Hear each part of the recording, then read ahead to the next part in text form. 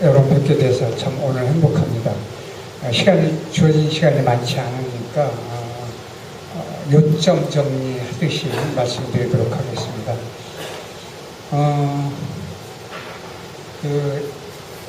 제가 지난 여름에 책을 내면서 그 기자들하고 인터뷰를 하면서 그런 얘기를 했습니다. 지난 2년 동안은 그 세상사가 소설보다 100배나 재밌어서 소설책을 안 읽는 시대가 되어버렸습니다.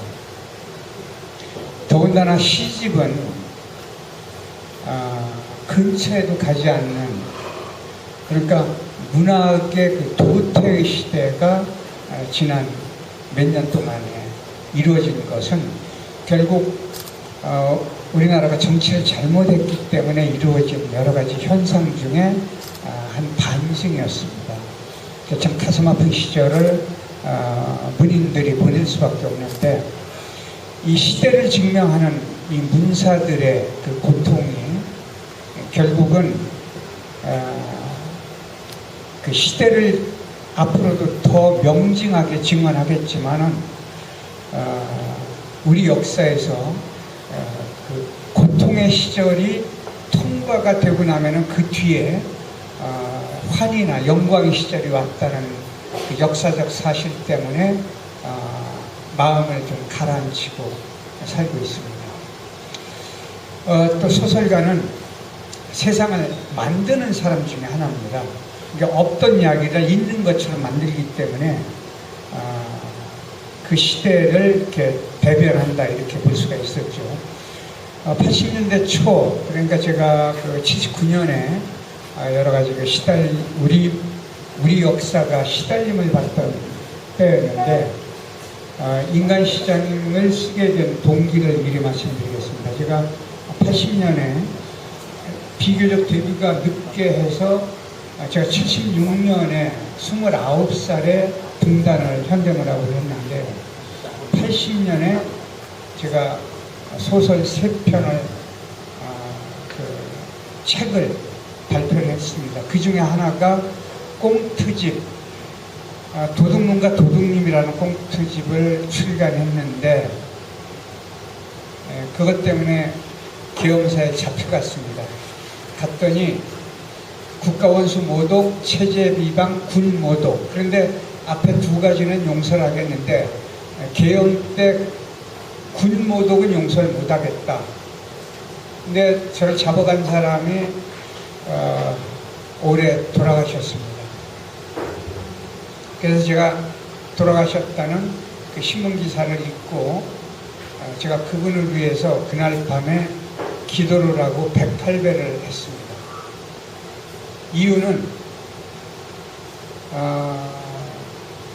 저에게 그 사람에 관한 미움이 조금이라도 남아있으면 제가 인간적이 아니고 제 인생에서 누굴 조금이라도 한 번이라도 미워했다면 그것이 제 가슴 속에, 제 영혼 속에 남아있는 게 싫어서 그분을 위해서 기도를 했습니다. 잡혀갔는데요.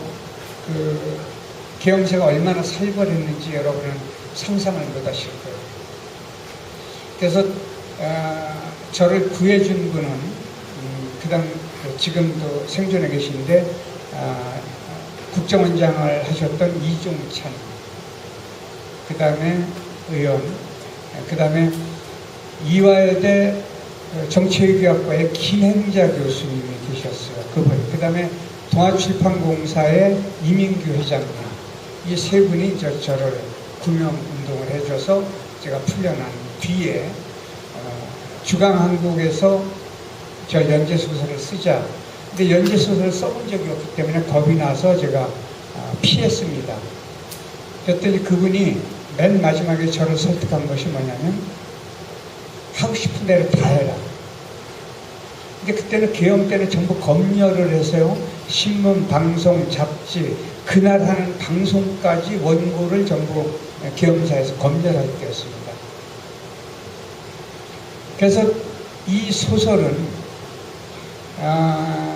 군 검열관과 김홍신과 전투로 이루어진 책입니다.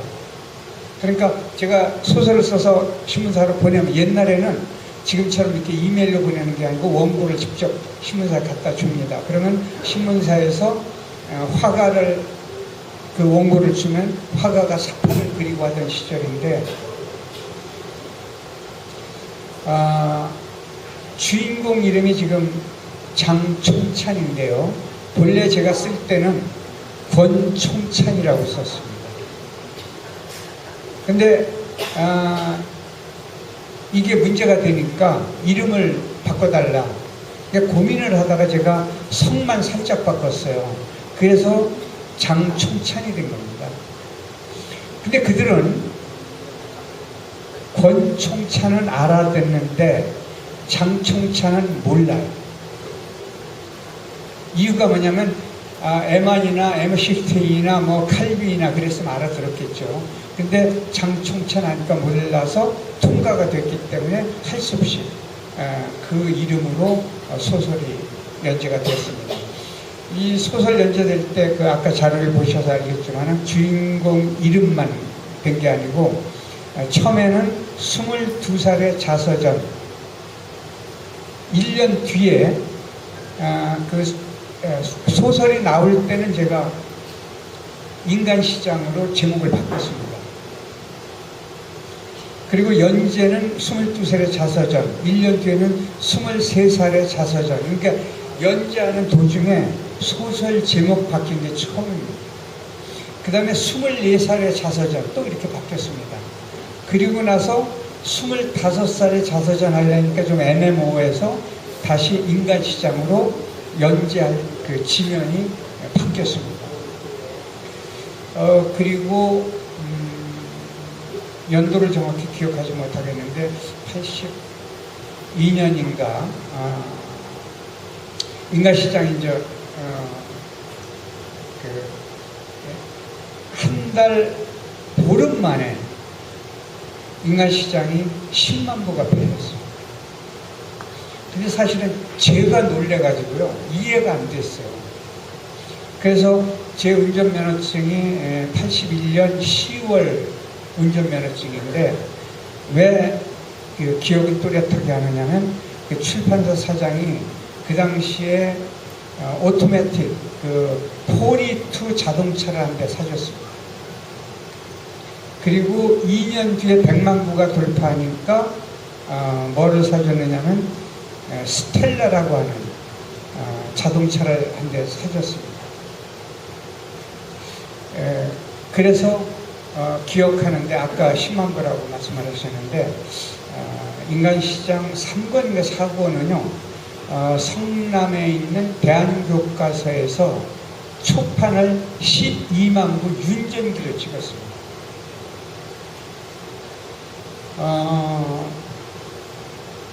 그래서 그 84년에 제가 그 서초동에 땅을 하나 사서 집을 져서 지금 3년째 한 집에 살고 있습니다. 왜 이 말씀을 드리냐면 제가 이사를 할 줄 몰라서 안 하는 것이 아니고 책을 옮기기가 불편하고 두 번째는 아내가 제가 결혼할 때 몸이 허약했습니다. 결혼한다고 그랬더니 주변에서 저보고 바보라고 그래서 제가 한 얘기가 뭐냐면 니들이 사랑을 알아 그러고 했는데요 평생 고생했습니다. 평생 아파가지고. 근데 제가 지나고 나니까 집을 시골 쪽으로 좀 옮겨서 공기 좋은 곳에 가서 살았어야 되는데 제 개인적 삶이 바쁘니까 아이들을 서울에서 가르쳐야 한다는 그 강박관념을 덮어 씌워가지고 이사를 하지 않았습니다. 그래서 제가 아파트 살이를 하지 않고 아내를 위해서 마당과 나무 그걸로라도 아내의 아픔을 덜어내려고 했기 때문에 한 집에서 33년을 살았습니다. 물론 13년 반 전에 아내가 떠났습니다. 그런 아픔인데 아내가 먼저 떠났던 아픔 중에 하나가 뭐냐면 인간시장을 써가지고 정말로 모진 압박, 공갈, 협박 이것에 시달리고 아내를 유기해서 여자에게는 혹독한 짓을 하겠다. 이것까지 아내가 참았어요. 근데 못 참는 게 딱 하나예요. 남편을 죽이겠다 하는 것도 참아요. 되게 불쾌해요, 정말. 그런데 아이들을 유기해서 죽이겠다, 요거 하나는 못 참더라고요. 그래서 아이들 데리고 도망다니고 했던 기억. 그래서 어머니가 저를 찾아와서 그런 얘기를 했어요. 이제 사회를 비판하는 방송이나 글을 그만 쓰면 어떻겠느냐. 그래서 제가 한 얘기가 이거였습니다. 어머니가 저를 그렇게 가르쳤지 않습니까? 불의를 보고 참지 말라. 바른 소리를 해라. 옳은 그 글을 써라. 이렇게 어머니가 가르쳤지 않습니까? 그랬더니 지금도 잊을 수가 없는 게요. 제가 글도 썼는데 제 눈을 안 쳐다보고 바로 아내 얼굴을 쳐다보면서 저놈 내가 저렇게 가르쳤으니까 웬만하면 그냥 데리고 살아라. 그리고 그냥 가시더라고요. 그런 그 기억들이 이 인간시장 하면은 제 가슴 속에 아직도 불꽃이 일어나고 있는 책 중에 하나입니다. 그리고 저 영화는요, 처음에 인간시장이라는 제목을 사용 못하게 해서 22살의 자서전 무슨 뭐 다른 이름으로 영화 2편을 만들었죠. 그리고 나서 그 뒤에 그 MBC에서 인간시장이 드라마 그 박상원 씨가 그걸로 스타가 됐죠. 그 뒤에 비로소 인간시장을 쓰게 했고 84년인가로 기억을 하는데 진유영 씨가 주인공을 맡았죠. 저걸 연극을 한다고 해서 연극을 몇 달간 연습을 해가지고 지금 서울시 의회 건물이 있습니다. 옛날 그 세종문화회관 별관. 거기서 연극을 오픈하는 날 경찰이 와서 봉쇄를 해버렸습니다. 그랬더니 진유영 씨가 그 길바닥에서 고래고래 소리를 지르면서 난리를 쳐가지고 제가 오히려 진유영 씨를 말렸던 그 기억이 납니다. 그렇게 그 우여곡절 끝에 쓰여진 작품인데 지금 인간시장 원고를 작년에 다시 찍을 때 일부러 고치질 않았습니다. 그러니까 옛날에는 음니다로 썼고 외래어 표기법이 틀렸습니다. 그거 외에는 나머지 손질을 안 한 이유가 뭐냐면 제가 쓴 원고도 있지만은 검열관들이 지들 마음대로 고치는 게 꽤 많습니다. 그러니까 제가 소설을 쓰면서 계속 검열관들과의 전쟁을 하는 겁니다. 어떻게든지 걸려들지 않으려고 이렇게 이리 삐뚤 저리 삐뚤 그렇게 쓰여진 작품이죠.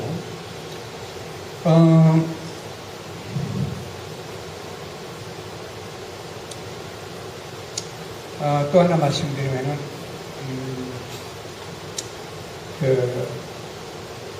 어느 날 제가 밖에 있다가 집에 들어오니까 밥 해주는 양반이 저한테 그러는 거예요. 애들 어디 갔냐 그랬더니 애들 데리고 여행을 갔대요. 그게 말이 안 돼요. 저한테 말도 않고 애들 데리고 여행 갔다는 건 말이 안 돼요. 제가 꼬치꼬치 물었는데 얘기를 안 해요. 모른다고. 밤에 전화를 하신다고 했습니다. 근데 이제 그날 저녁 약속이 있어서 가다가 제가 택시가 제 차를 이제 불법 회전을 하다가 제 차를 받았어요. 그래서 약속을 취소하고 제가 그 약속 장소를 몰라서 집에 전화를 했어요. 제가 교통사고 당한 곳 바로 옆에 옛날 조그만 서점이 있어서 들어갔더니 그 주인이 반갑게 알아보고 전화기를 빌려줘요. 휴대폰이 없을 때입니다. 집에다 전화해가지고 그 아주머니에게 제 책상 오른쪽 수첩 맨 끝에 그 약속 장소가 있어요. 그래서 그걸 알려달라고. 그러면서 제가 교통사고 당했다고 그랬더니요. 파판 아주머니가 저한테 뭐라고 그러는 줄 아세요? 교통사고 어디 다치셨어요? 그래서 아니 차만 다쳤다고 그랬더니 그럼 잘하셨네요. 그러는 거예요. 말이 돼요? 근데 이제 집에 들어왔더니 애엄마가요, 성당에 다니는데도 애를 유기해서 죽인다고 자꾸 이렇게 협박을 하니까 못 견뎌가지고, 몇 군데를 다니면서 이제 점을 본 모양이에요. 세검정 처갓집 근처에 유명한 무당이 있는데 거기가 점을 쳤더니 뭐라고 그러냐면, 남편이 몸은 다치지 않고 교통사고를 당한다. 교통사고를 당하면 유괴를 당하지 않고 교통사고를 만약 안 당하면 애들이 유괴당하니까 도망을 가라.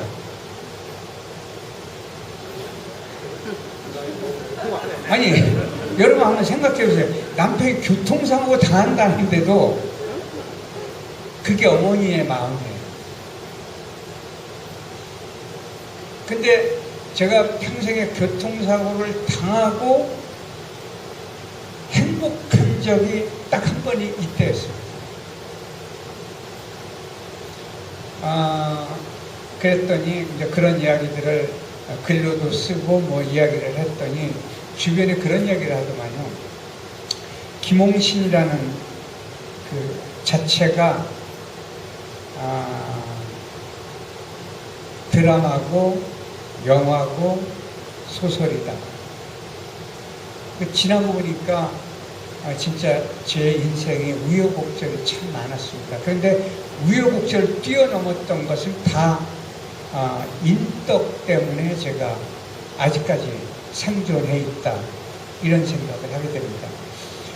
그래서 제가 인연을 굉장히 생각을 많이 하게 되는데요. 인연이라고 하는 것은 하늘에서 좁쌀 한 개가 바람에 흩날려 떨어지다가 하필 땅에 거꾸로 박혀있던 바늘 끝에 좁쌀이 탁 꽂히는 것과 같습니다.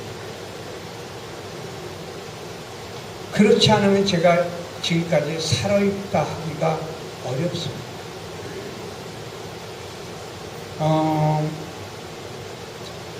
또 하나 말씀을 드리면요.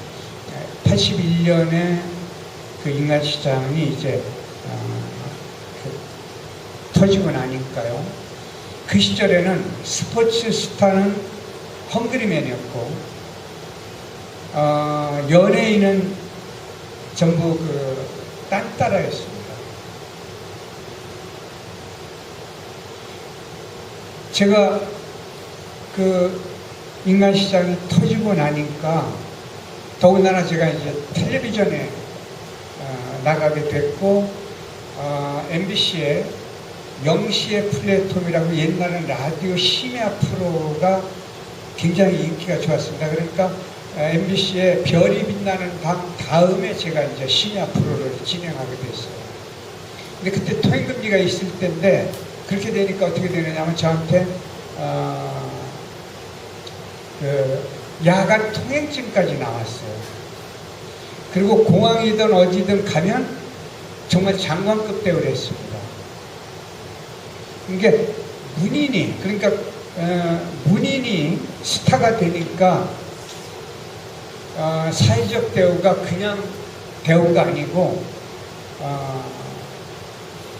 이 장관급 배우를 했습니다. 그래 제가 해외에 가서 책을 사올 때요, 지난 얘기를 하면 참 재밌는 게 굉장히 많은데, 그 인도에 가서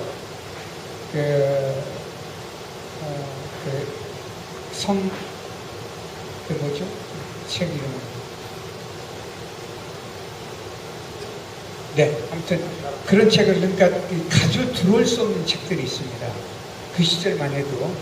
그런 책을 가지고 들어올 때 공항에서 어떻게 들어가냐면, 이 카터에다가 맨 위에다가 그 책을 일부러 얹어놓고 옵니다.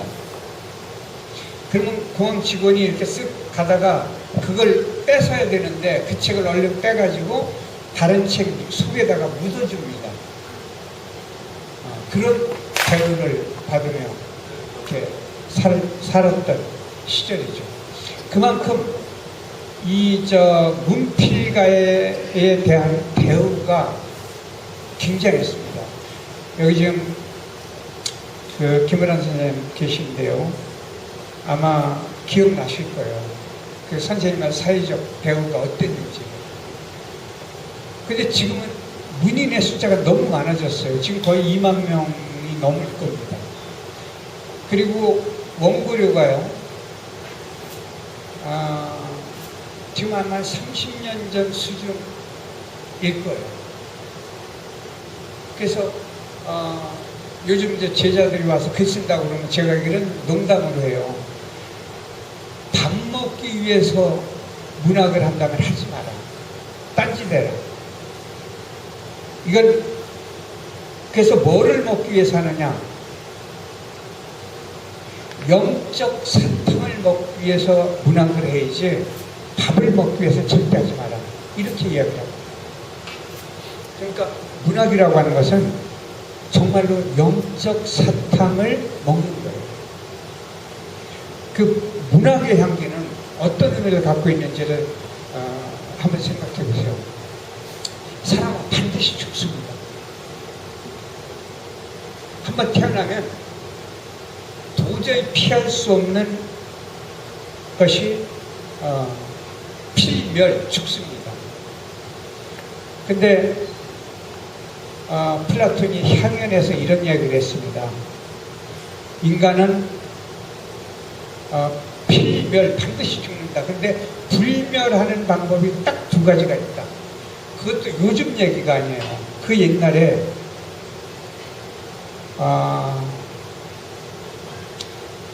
아이를 낳아서 내 DNA를, 그때는 DNA라는 걸 모르죠.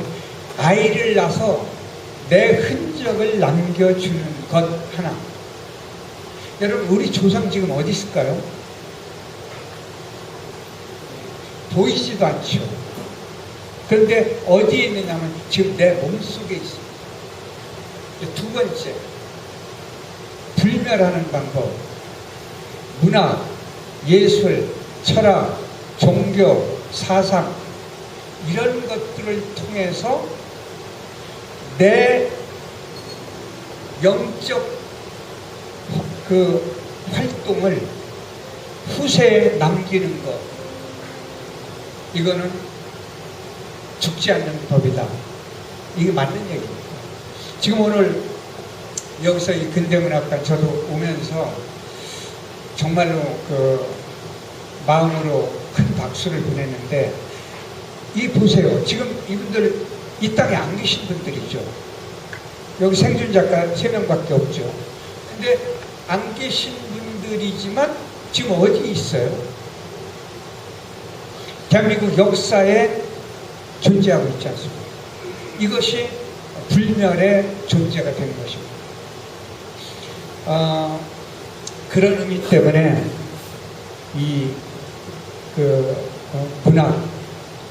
문학정신이라고 하는 것은 곧 그 영적 사탕을 뜻하는 것이죠.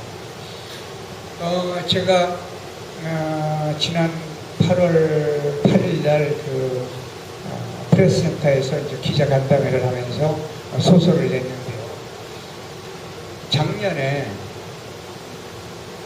제가 그 등단 40주년이었습니다. 그래서 소설책 한 권을 내서 등단 기념을 그 제자들이 조그만 잔치를 해주겠다 이렇게 약속을 했기 때문에 소설을 그 작년에 썼습니다. 근데 발표하려고 봤더니요, 전국이 너무 어지러워서 소설책을 내기도 민망하고 잔치하는 건 더군다나 용납할 수가 없어서 제가 포기를 했습니다. 근데 제가 왜 작년에 의미가 있던 해였냐면 40주년이라는 것이 어떤 의미를 갖고 있느냐면 제가 지금까지요 그 책을 보니까 134권을 썼습니다. 그래서 기념으로 40주년 기념으로 135권째를 내기 위해서 제가 몇 년간 소설을 제대로 못 썼어요. 그 이유가 뭐냐면 제가 소설에 관한 트라우마가 있습니다. 2007년에 내놓은, 이게 제가 국회의원 그만두고 3년간 두문불출하고 만년필름, 아직도 제가 만년필름만 씁니다. 만년필름 12,000장을 써서 대발해라는 역사소설 10권을 냈는데 그때 얼마나 고생을 했는지요.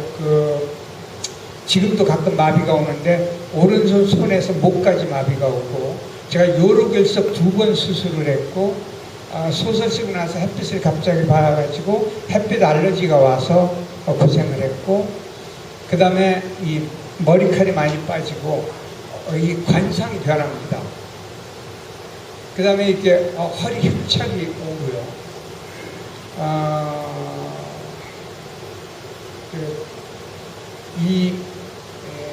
그러니까 소설을 쓰려고만 하면은 트라우마가 와요.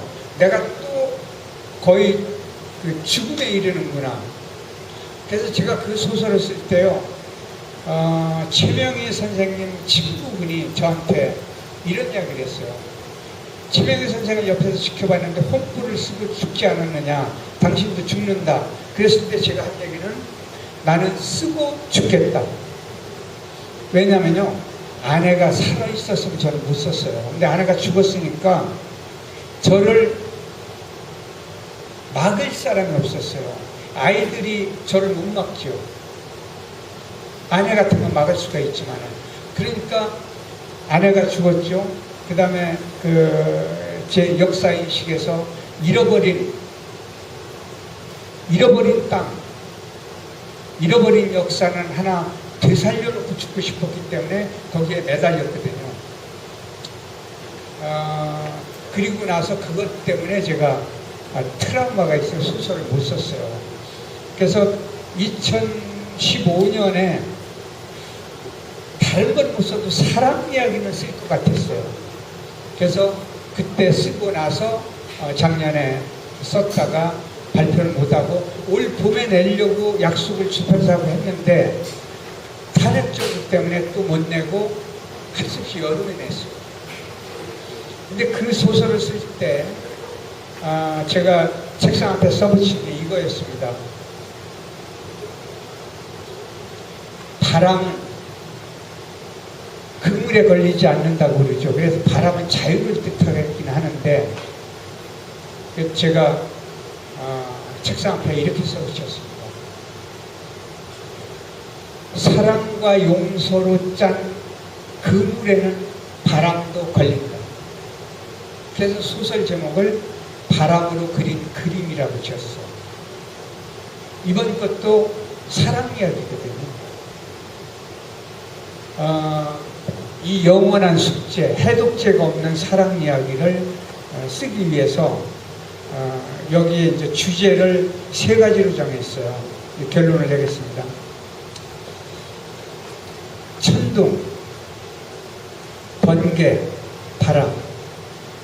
천둥은 내가 사랑하는 그 사람에게 천둥처럼 소리를 목청껏 지르고 싶은 것. 2번째, 번개. 사랑하는 그대에게 번개처럼 달려가고 싶은 욕구. 3째, 바람은 세상 어느 것도 부럽지 않게 자유롭게 그대를 내 마음대로 어떤 상황이든지 사랑할 수 있는 것, 이런 의미 때문에 이 세 단어를 썼습니다. 여러분, 제가 이제 짧은 시간이기 때문에 결론을 이렇게 내는데요. 역시 이 문학은 이 세월이 지나도 이렇게 그 영혼의 향기가 남는 것이 문학입니다. 인생은 누구나 다 영혼의 상처가 있어요. 근데 이것이 그 흉터로 남으면 문학도 아니고 증오나 아픔이나 고통이나 애달픔이나 고뇌가 됩니다. 근데 누구나 가지고 있는 영혼의 상처가 승화돼서 향기가 되면 바로 이렇게 인류의 역사가 됩니다. 그런 의미를 오늘 이 자리에 와서 다시 한번 깨달았기 때문에 참 행복합니다. 함께해 주신 여러분 정말 고맙습니다. 네, 선생님 감사합니다.